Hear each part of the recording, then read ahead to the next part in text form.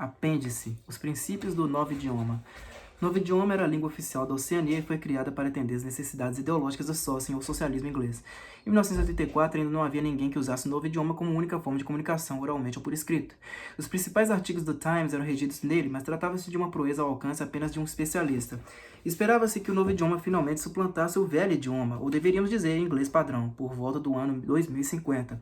Enquanto isso, ele ganharia cada vez mais terrenos com todos os membros do partido tendendo a usar cada vez mais as palavras e a gramática do novo idioma em suas comunicações do dia a dia.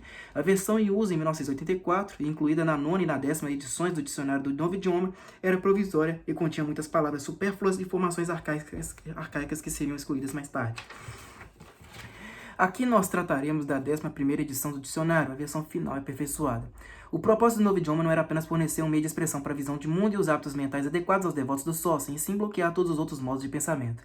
A intenção era, quando o novo idioma fosse dotado de uma vez por todas e o velho idioma caísse no ostracismo, tornar o pensamento herético, ou seja, que divergisse dos princípios de Sócio, literalmente impensável, pelo menos na medida em que o pensar depende das palavras.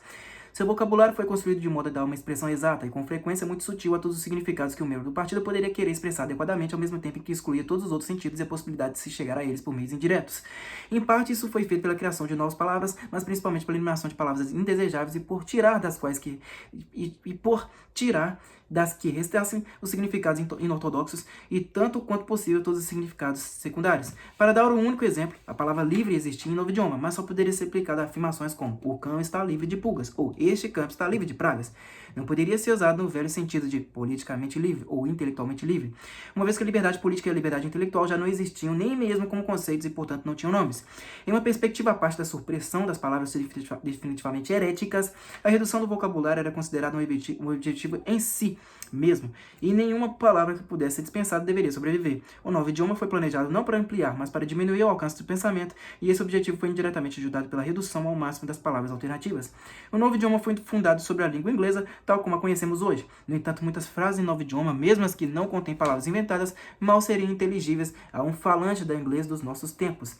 As palavras em novo idioma foram divididas em 3 classes distintas, conhecidas como vocabulário A, vocabulário B, também conhecido como palavras compostas, e vocabulário C. É mais simples discutir cada classe em separado, mas as peculiaridades gramaticais da língua podem ser tratadas na seção dedicada ao vocabulário A, já que as mesmas regras se aplicam às 3 categorias. Vocabulário A.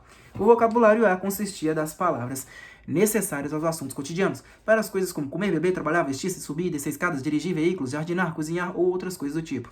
Foi composto quase inteiramente de palavras já conhecidas como impacto, corrida, cachorro, árvore, açúcar, casa, campo, mas em comparação ao vocabulário em inglês atual, a quantidade era exatamente pequena, ao mesmo tempo em que os significados eram definidos com muitíssimo mais rigidez. Todas as ambiguidades e nuances de significado foram expurgadas. Na máxima medida possível, uma palavra dessa classe em novo idioma era apenas a articulação de um som que expressava um conceito claramente compreendido. Teria sido impossível usar o vocabulário A com finalidades literárias ou para algum debate político-filosófico. A intenção era expressar o pensamento simples e úteis, em geral incluindo objetos concretos ou ações físicas. A gramática do novo idioma tinha 2 particularidades dignas de nota. A primeira era um intercâmbio quase absoluto entre diferentes partes do discurso. Qualquer palavra da língua, em princípio, isso se aplicava até as palavras abstratas, como se ou quando, poderia ser usada como verbo, substantivo, adjetivo ou advérbio. Quando a forma verbal e a forma nominal tinham a mesma raiz, não existia nenhuma variação entre elas, e essa regra por si só já levara muitas formas arcaicas à destruição. A palavra pensamento, por exemplo, não existia no novo idioma. Seu lugar foi ocupado por pense, que cumpria a função tanto de substantivo quanto de verbo. Nenhum princípio etimológico foi seguido. Em alguns casos, o que era escolhido para ficar era o substantivo, em outros casos, o verbo. Mesmo quando o substantivo e um verbo com significado correlato não eram etimologicamente conectados, ou um ou outro era com frequência suprimido. Não existia, por exemplo, a palavra corte, sendo seu sentido suficientemente abrangido pelo substantivo verbo faca.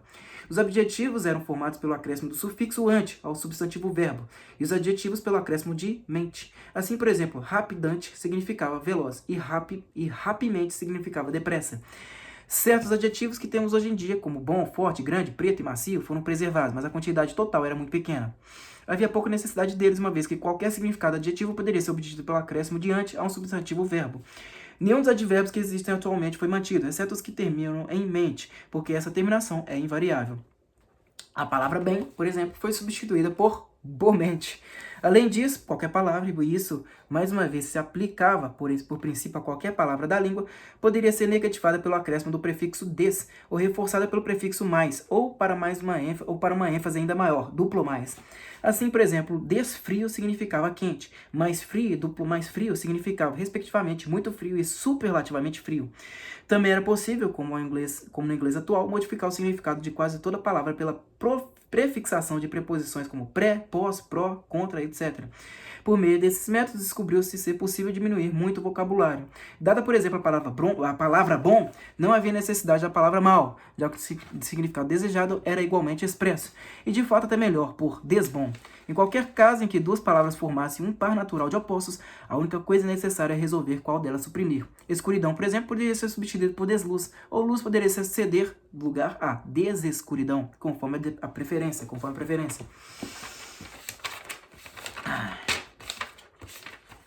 A segunda marca distinta da gramática do novo idioma era sua regularidade. A não ser pelas poucas exceções que mencionaremos a seguir, todas as flexões seguiam as mesmas regras. Assim, todos os verbos no pretérito e no particípio passado tinham a mesma terminação, em yaram. O pretérito de comer era comaram, e o de partir era partaram. E assim por diante, abrangendo a totalidade da língua, tendo sido abolidas todas as formas como beberam, dormiram e compuseram. Todos os plurais eram formados pela adição de s ou de s, conforme o caso. Os plurais de pincel, homem e ação eram pincels, homenes e ações. Os adjetivos comparativos eram invariavelmente formados pelo acréscimo de mais e menos, e as formas irregulares como maior, menor, melhor, pior e as terminações em íssimo foram eliminadas. As únicas classes de palavras que ainda podiam ser flexionadas de forma irregular eram os pronomes relativos e demonstrativos e os verbos auxiliares. Todos eles seguiam a regra antiga, exceto quem, que foi excluído por ser desnecessário, e poderia, pois seu uso era abrangido por dever, deveria. Existiam também irregularidades na formação de palavras que surgiram por causa da necessidade de um discurso fácil e rápido. Uma palavra que fosse difícil de pronunciar ou que adquirisse um sentido ambíguo quando escutada era logo considerada uma palavra ruim. Ocasionalmente, portanto, em nome da eufonia, letras extras eram inseridas em uma palavra ou a forma antiga era preservada. Mas essa necessidade ocorria principalmente em relação ao vocabulário B. A razão pela qual se dava tanta importância à facilidade de pronúncia será explicada adiante neste artigo. Vocabulário B.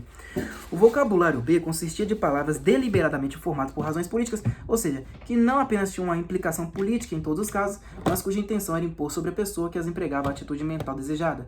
Sem uma compensação completa dos princípios do Sorsen, era difícil usar essas palavras corretamente. Em alguns casos, elas podiam ser traduzidas para o velho idioma ou mesmo para palavras retiradas do vocabulário A. Mas isso, em geral, exigia uma longa paráfrase e sempre resultava em certa perda de harmonia. As palavras B eram um tipo de taquigrafia verbal que frequentemente englobava um amplo escopo de ideias em poucas sílabas, ao mesmo tempo mais exatas, e mais forçadas do que a língua corrente. As palavras B eram, em todos os casos, palavras compostas, consistiam de duas ou mais palavras ou sílabas aglutinadas de forma a serem facilmente pronunciadas. Palavras compostas como fala, escreve, eram evidentemente encontradas no vocabulário A, mas eram simples abreviações práticas e não tinham um significado ideológico especial. O amálgama resultante era sempre um substantivo verbo e a flexão se dava conforme as regras comuns. Para dar um único exemplo, a palavra bem pensar, que significava grosseiramente ortodoxia, ou se alguém quisesse empregá-la como verbo, pensar de maneira ortodoxa. As flexões eram as seguintes: substantivo verbo, bem pensar, pretérito e particípio passado, bem pensado, particípio presente, bem pensante, adjetivo, bem pensante, advérbio, bem pensamente, substantivo, bem pensador. As palavras B não eram construídas com base em nenhum plano etimológico. As palavras das quais elas derivavam podiam ser qualquer parte da linguagem, e elas podiam ser colocadas em qualquer ordem e cortadas de qualquer forma que tornasse sua pronúncia mais fácil, ao mesmo tempo em que indicasse a sua derivação.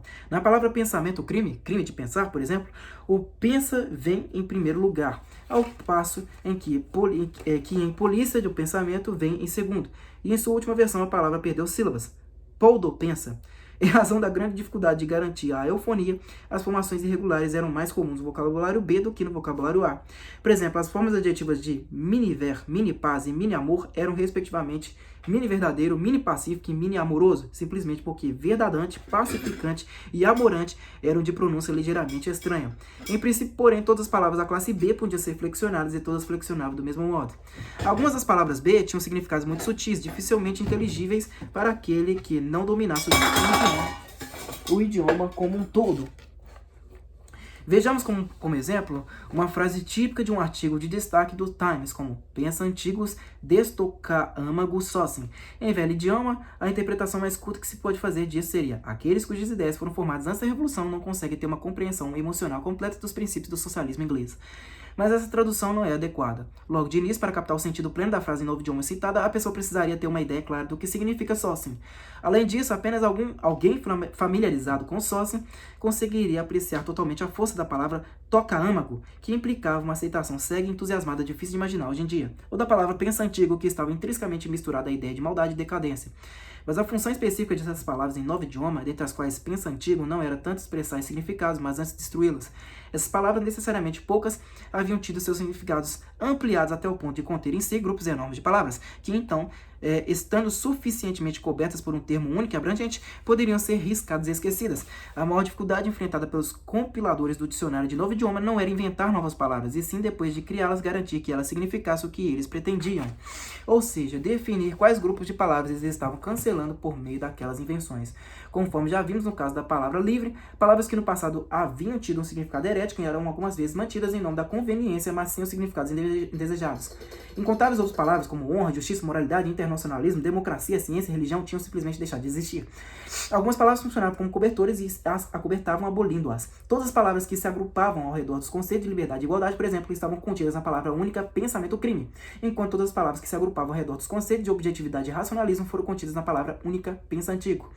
Mais precisão do que isso teria sido perigoso. O que se exigia de um membro do partido era uma perspectiva parecida com a do antigo hebreu, que sabia sem saber muito mais do que isso, que todas as nações, exceto a sua, adoravam falsos deuses.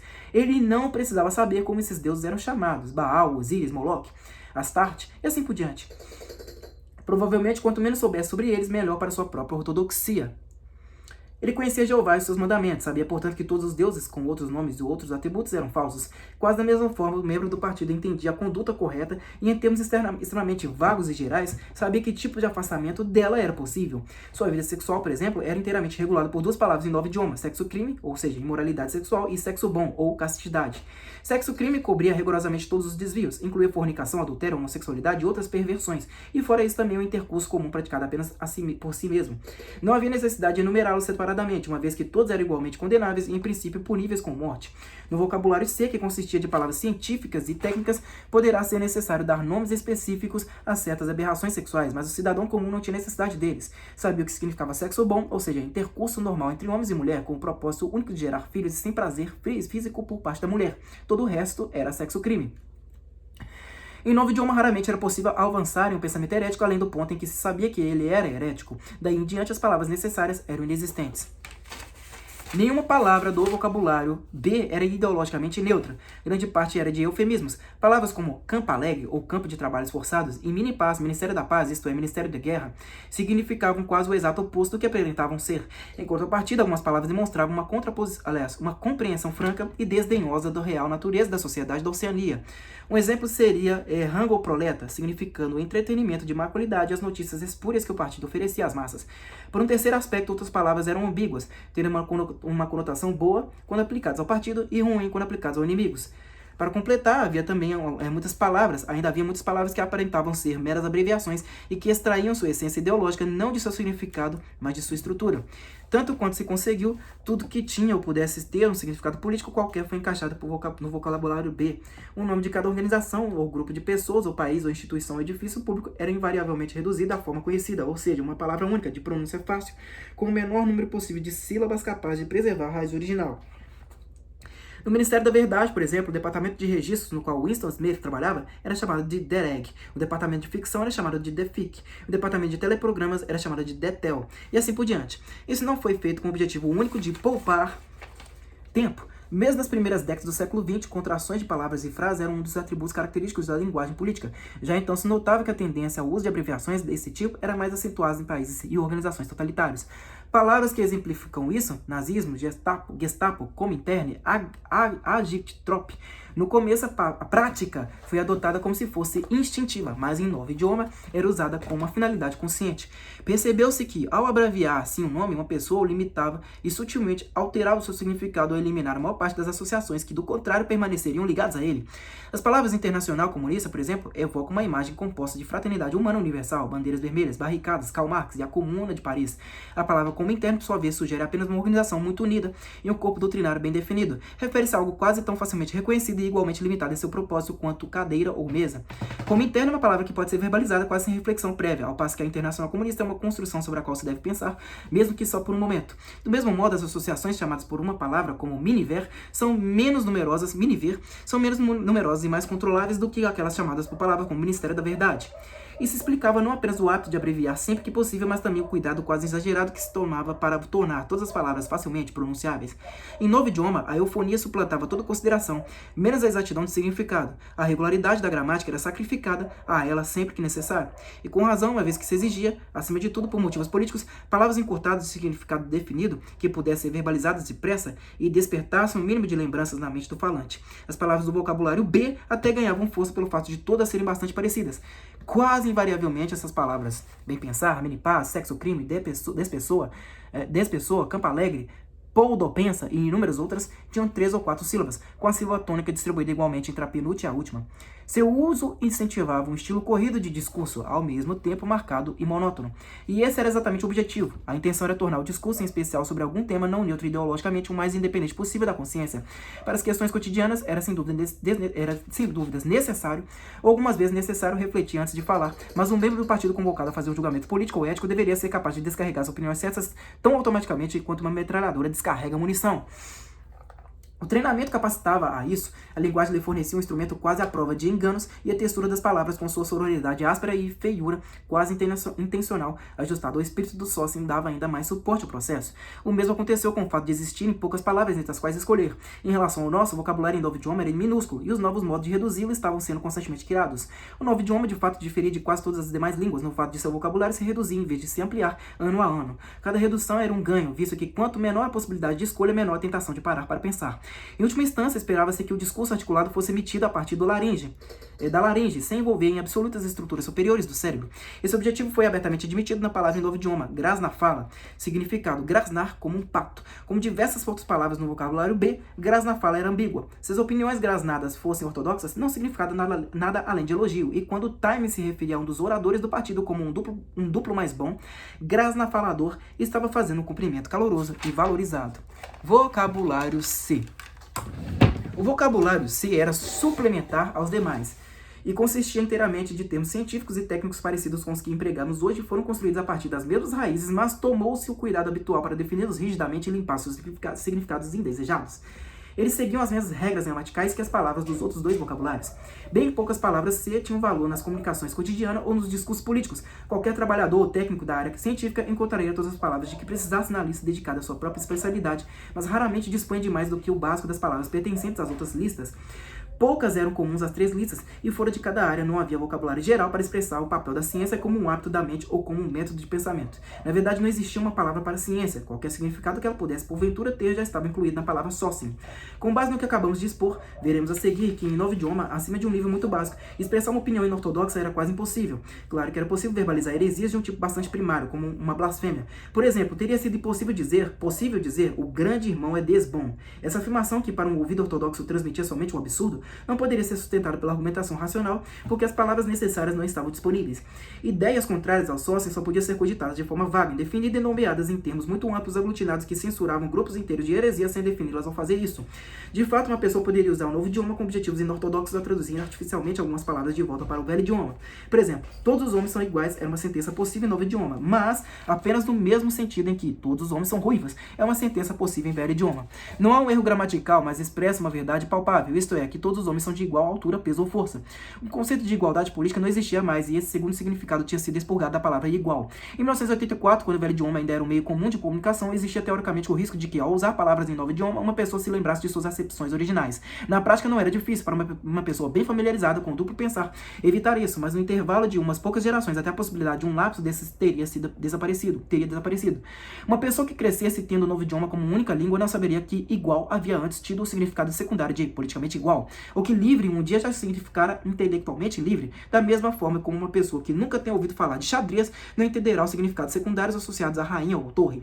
Haveria muitos crimes e erros que estariam além do que essa pessoa poderia cometer, simplesmente porque eles não tinham nomes e eram, portanto, inimagináveis.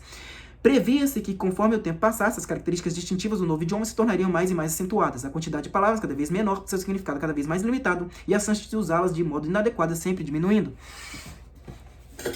Quando o velho idioma fosse superado de uma vez por todas, o último vínculo com o passado teria sido cortado. A história já tinha sido reescrita, mas ainda sobreviviam aqui e ali fragmentos da antiga literatura censurada de um modo falho, e se uma pessoa preservasse o conhecimento que tinha do velho idioma, conseguiria ler. No futuro, tais fragmentos, mesmo que sobrevivessem, seriam incompreensíveis e intraduzíveis. Era impossível traduzir qualquer trecho de velho idioma em novo idioma, a menos que ele ou fizesse referência a um processo técnico, ou abordasse uma ação cotidiana muito simples, ou se já fosse ortodoxo. Bem pensante seria a expressão em novo idioma em sua tendência. Na prática, isso significava que nenhum livro escrito antes de 1960 aproximadamente poderia ser traduzido como um todo. A literatura pré-revolucionária só seria passível de tradução ideológica, ou seja, de alteração do sentido, além da alteração da língua. Vejamos, por exemplo, essa famosa passagem da Declaração de Independência. Consideramos essas verdades autoevidentes, que todos esses homens são criados iguais, que são dotados pelo Criador de certos direitos inalienáveis, que entre eles estão a vida, a liberdade e a busca da felicidade. Que para assegurar esses direitos, os governos são instituídos entre os homens e alcançam seu poder graças ao consentimento dos governados. Que quando qualquer forma de governo se torna destruidora de tais finalidades, é direito do povo alterar ou abolir este governo e instituir um novo. Teria sido impossível transpor esse trecho para um novo idioma, mantendo o sentido original. O mais perto que se poderia chegar nessa direção seria reduzir a passagem inteira em uma única palavra, pensamento-crime. Uma tradução completa só poderia ser uma tradução ideológica, pela qual as palavras de Jefferson seriam transformadas em um elogio ao governo absolutista. Uma boa quantidade da literatura do passado já vinha sendo transformada desse modo. Considerações de prestígio tornavam desejável preservar a memória de certas figuras históricas ao mesmo tempo em que as conquistas delas eram postas em linha com a filosofia do Saussure. Assim, vários escritores como Shakespeare, Milton, Swift, Byron, Dickens e alguns outros estavam em processo de tradução. Quando a tarefa fosse concluída, seus textos originais com todo o resto da literatura do passado que houvesse sobrevivido seriam destruídos. Essas traduções resultavam de um trabalho lento e difícil e não se esperava que fosse terminado antes da primeira ou da segunda década do século XXI. Havia também grandes quantidades de literatura meramente utilitária, como manuais técnicos indispensáveis e coisas afins que precisavam passar pelo mesmo processo. Foi principalmente para dar tempo ao trabalho preliminar de tradução que a adoção final do novo idioma foi estabelecida para uma data tão tardia como 2050. Bom, pessoal, essa foi a leitura aí do livro 1984 de George Orwell. Eu espero que vocês tenham aproveitado a minha leitura até aqui. Muito obrigado a todos vocês. Até a próxima e falou!